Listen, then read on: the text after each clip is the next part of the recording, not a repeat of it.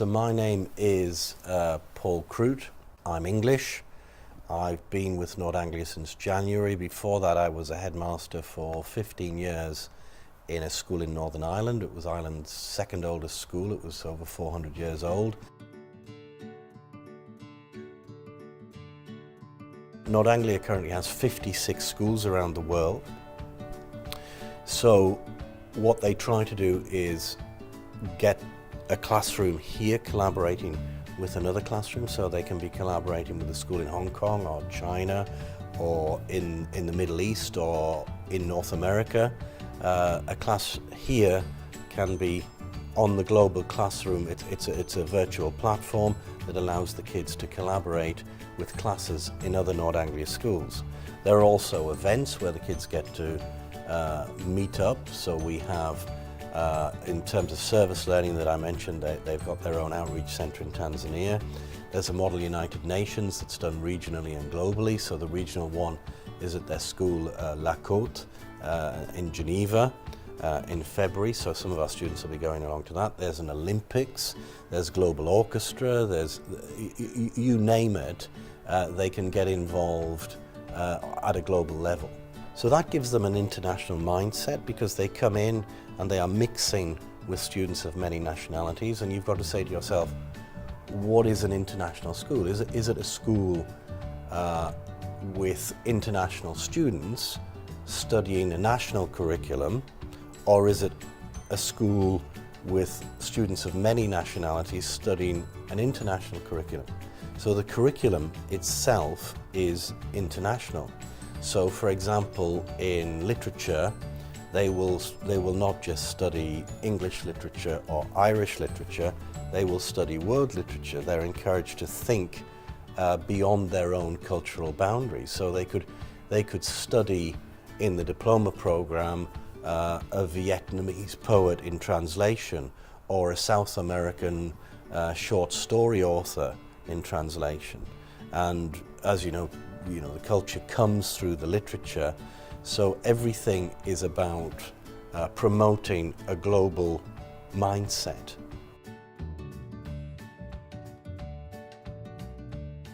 Ireland is the host nation, so I think most Nord Anglia schools want to celebrate the host nation.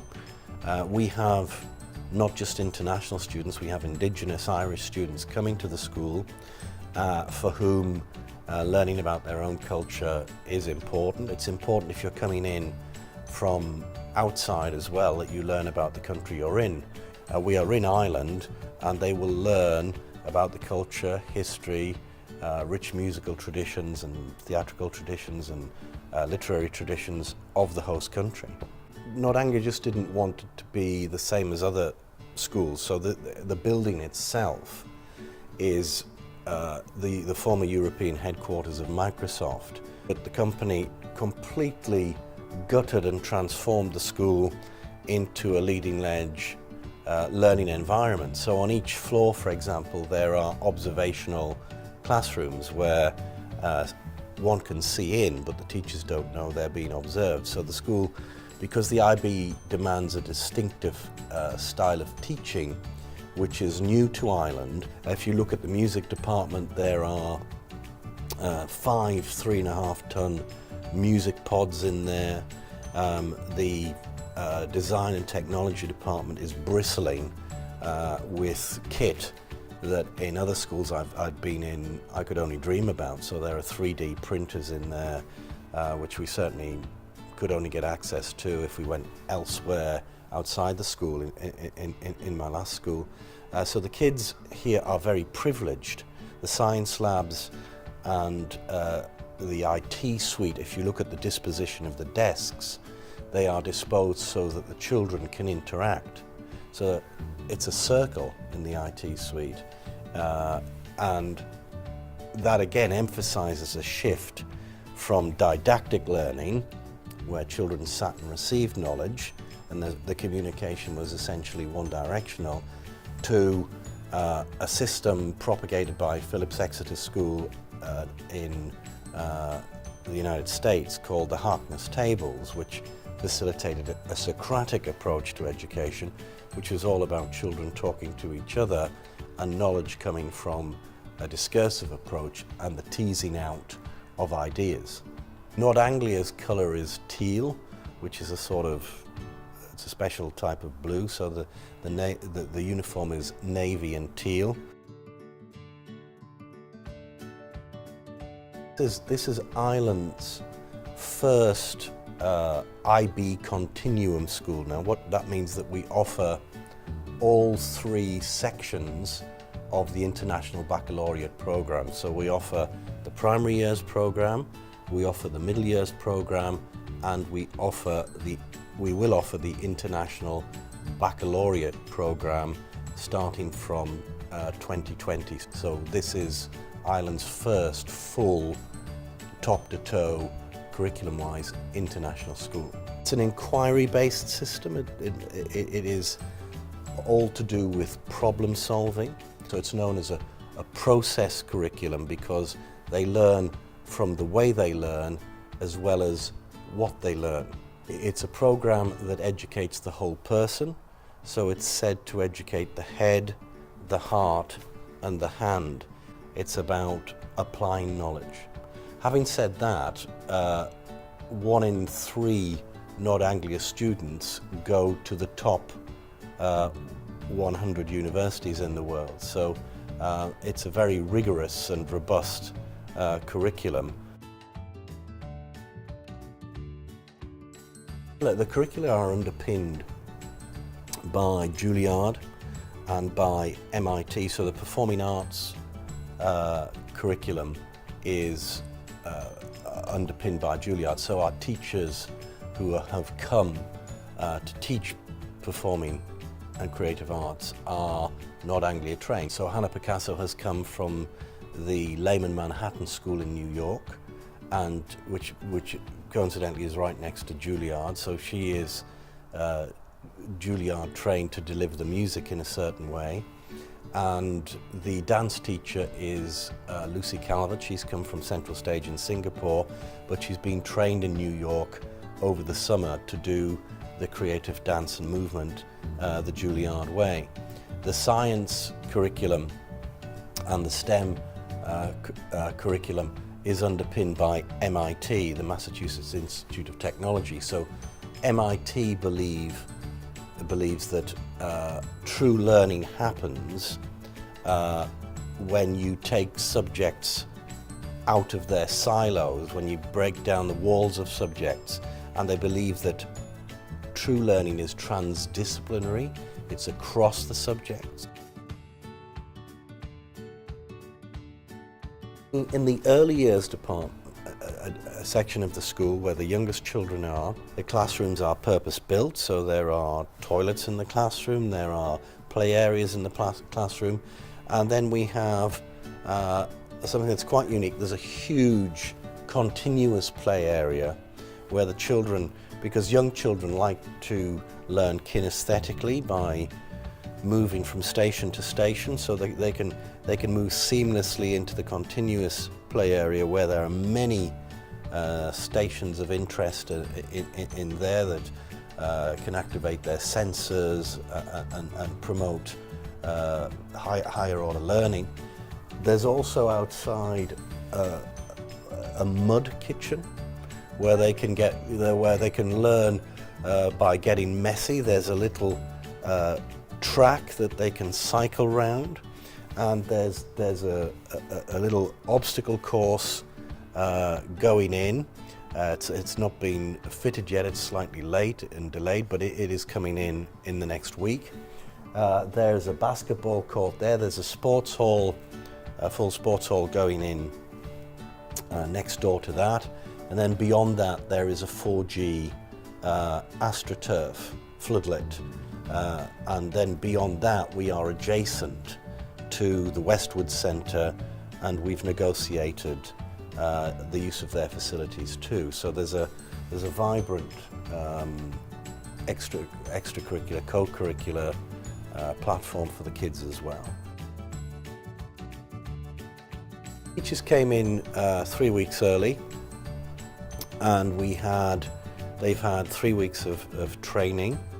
The primary years program, the middle years program, the IB require a special approach. So over the next, we will be accredited in all 3 programs.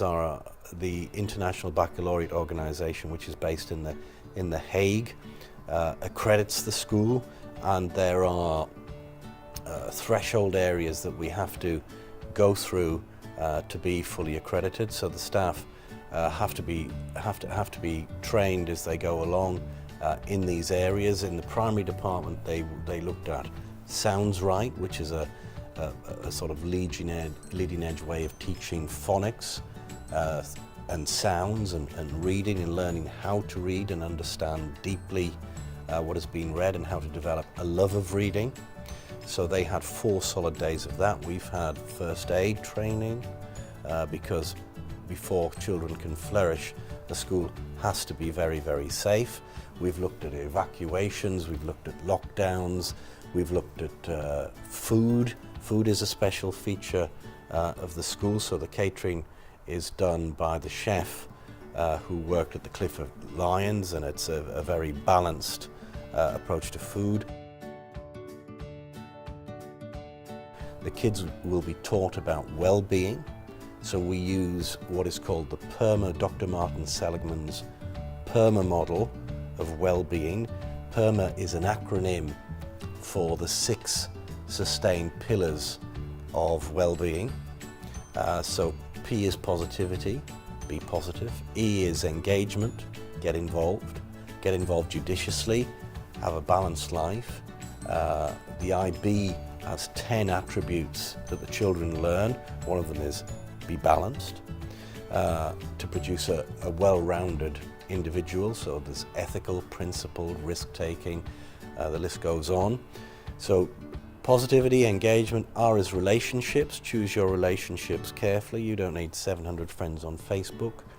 And the biggest self-esteem dip in the world, if somebody doesn't like your latest picture, you need several soulmates, and that's it really. M is meaning. What is the meaning of life? You know, that's a big question. And they learn that the meaning of life is to live a life of meaning, which relates back to what I told you earlier about being exhorted to social action, helping others, philanthropy. So the meaning of life is to live a life of meaning, to help others. And then A is achievement, be the best you can, and that may involve some discomfort. It may involve putting yourself out, not enjoying some things, climbing a hill, spending 2 hours longer than you thought on an essay, going up a climbing wall, going down a ski slope. And the last one, H, is health, which brings me back to food. You only need so many carbohydrates, not too many. You need protein.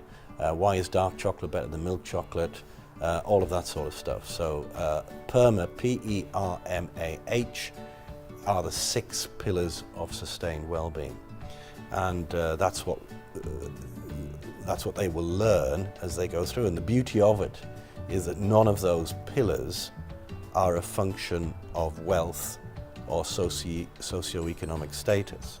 So if they go abroad and they're helping abroad in areas of challenge and poverty, they very often encounter people who are very, very happy despite their circumstances, and that is a big thing to learn in life. And we want the people going out of here many who've had a privileged education to go out, realize they've had a privileged education, and go out and make life better for other people and be altruistic and philanthropic.